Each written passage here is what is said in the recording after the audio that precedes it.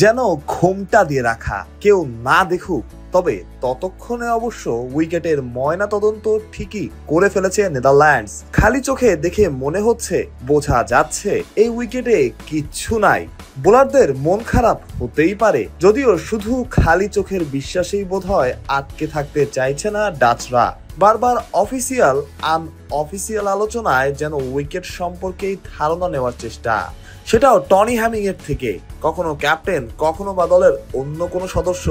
প্রাথমিক ধারণাও যদি পাওয়া যায়, মন্দ কি?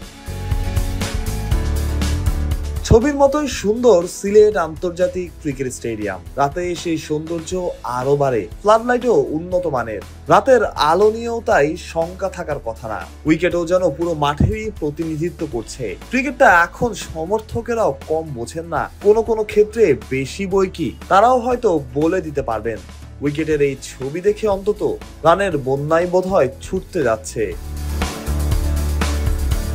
তবুও ডাচ ক্যাপ্টেনের চিন্তার শেষ নাই। মাঠে এসে দিনের আলোতে স্কট এডওয়ার্ডসকে বেশ সিরিয়াসই মনে হলো। ইউরোপের দল যারা বাংলাদেশে আসে বরাবরই তাদের উইকেট নিয়ে থাকে আলাদা ছক, তবে সিলেটে সেই দুশ্চিন্তা কিছুটা হলেও কম।